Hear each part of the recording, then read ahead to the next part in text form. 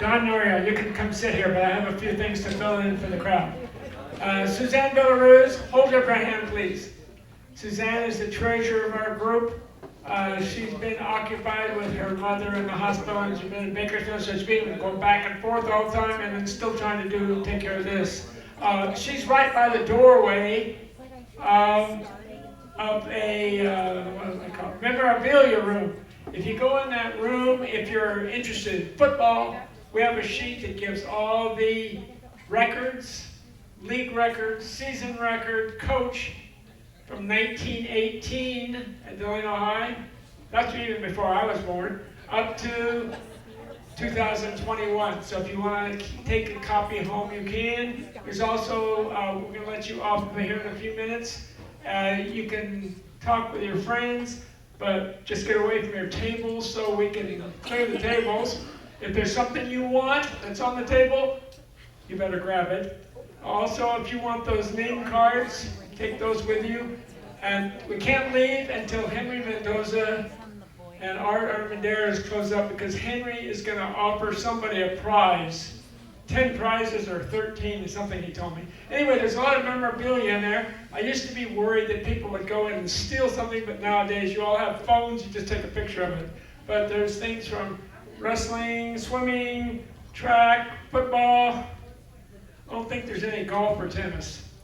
Anyway, Don Noriel was hired by a man named Ray Frederick. If you're as old as I am, you've heard of Ray Frederick. He was at Delano High School from 1932 till the early 1970s. And he used to be athletic director, in charge of attendance, coach of football and baseball. The only other coach is varsity coach of football and baseball since him is Mr. Noriel. And I used to have a classroom across from Mr. Frederick, and I was able to learn a great deal about California history, because all I had to do was listen to the lecture across the hallway in my classroom of English. And Don, his record is in there. He was the last person who ever won a Delano baseball tournament title. He had championships, I know, at the lower levels of football. At the varsity level in baseball. He coached both sports. He coached some, I know he coached some basketball in there at the freshman level. EYL champions basketball. EYL champions, see? And you can tell he's a basketball player by looking. And by the way, I want to tell you, I really appreciate all of you coming tonight when the Warriors are playing. They're playing Boston too. So Don Noriel is going to come up and give a few of his memories. Thank you. Thank you. And I would like to thank my wife, who is running a senior bingo. And it was more important to do that than to come here, and that's okay. The other thing I'd like to thank is Henry Mendoza. When I was growing up, my mother said to me, if you keep wearing your baseball hat, you're gonna go bald. Well, I don't know if that's true or not, but I did get my hair cut from Henry Mendoza. In 1970, I came here, and if you remember Michael Landon, who played Little Joe on Bonanza, had all that brown flowing hair, I had that. I was 23 years old, interviewed with Mr. Ray Frederick on a hot August day. And he says, son, I said, yes, sir. Interview's going to start now. Yes, sir. Can you coach baseball? Yes, sir. He said, I know I talked with your coach at Sac State. You're hired. I said, oh, great. All right. So I went home and got my 3 pairs of Levi's or whatever, a couple shirts, came back to Delano, started coaching football, B-class football. We went 10-0. That was a great introduction. I love that. And started coaching freshman baseball. In 1973, well, in 1970, Mr. Frederick told me, you're going to coach freshman baseball for 2 years. Then the 3rd year, you're going to be the varsity baseball coach. Well, I was a young guy. I never questioned, authority. because I lived with my dad, who was a policeman all his life. And so, 1973, I became the varsity baseball coach.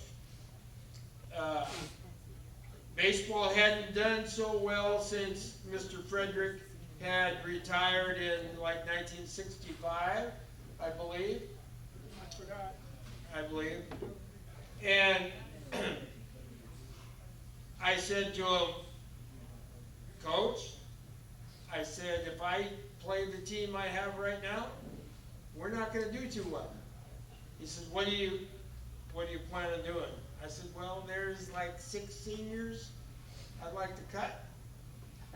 And he goes, he says, you know, there's a bus that leaves Delano every day. And if you don't win, you will be on that bus. And I said, well, I was on the bus coming in. I'll be on the bus going out. That's okay. And so I replaced those 6 seniors with sophomores. Sophomores, that many of them are here today. And juniors. And we ended up winning the Delano tournament, which hadn't been won in a long, long time. I can still remember Mr. Sawyer jumping up and down, doing the funky dance. And we won 20 games that year. So I didn't have to go home on the bus. So that worked out really well. In Delano, everybody always used to tell me, you got the black and white problem, you got the Mexican problem, you got the early mark problem, you got the Ritz Grove problem, you got the Delano problem. I said, I don't care if you're black, brown, purple, white, or polka dot. You're blue and yellow. You are a Delano Tiger, plain and simple. And that's what we went by, and that's what I preach, and that is what we won games by. I'm very happy, I'm very proud to have coached every single one of you young men in this room. I hope that I influenced your life in some way, and I hope that I instilled a winning attitude in you. I was happy to coach with guys like Coach Moreland, who had a great winning program. Coach Lowry had a good winning basketball program. Coach Beck, I was Coach Beck's underclass coach for 11 years. 1970, up in the tower on the phones with Coach Beck, and all of a sudden, kaboom! The firebombed the science building. My very first year here. Very first football game. And then they firebombed the library building, but the drapes didn't catch on fire. Why'd they do that? The gunfight at OK Corral at Western Auto. All right, at Western Auto. So after the game, we go down to this watering hole called Burt's. And there's no cell phone, and I get on the payphone to my dad, who was a policeman all his life and in the Army. I said, Dad, guess what happened? He said, no, what happened? You guys win the game? I said, yeah, we won the game. But they did. And I told him all that stuff. He said, son, you can come home anytime.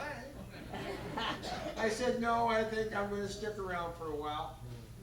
And I went home during the summer, and my friend said, I live in Sonoma County, Santa Rosa.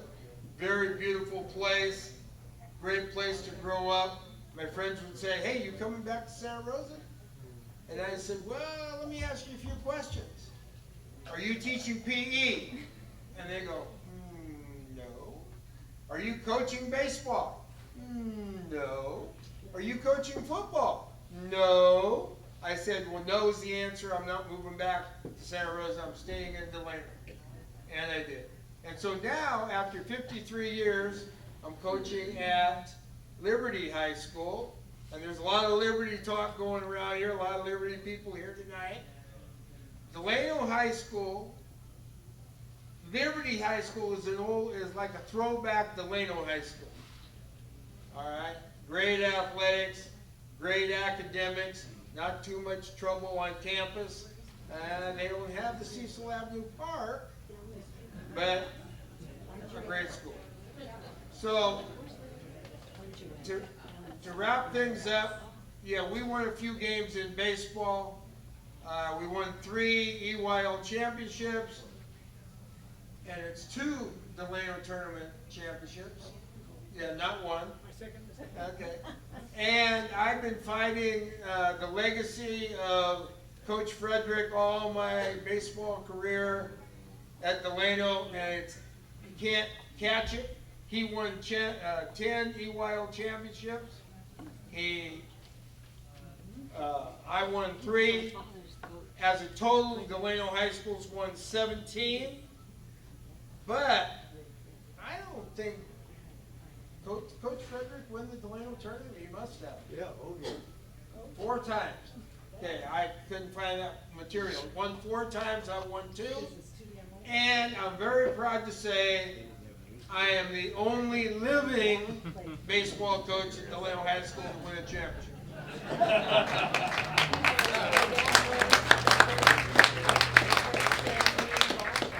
So I want to thank, and I want to one-up Jaime Robles here, since I hired him, and all of his compadres.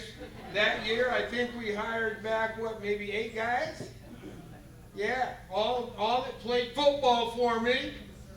All right, way to go, way to go.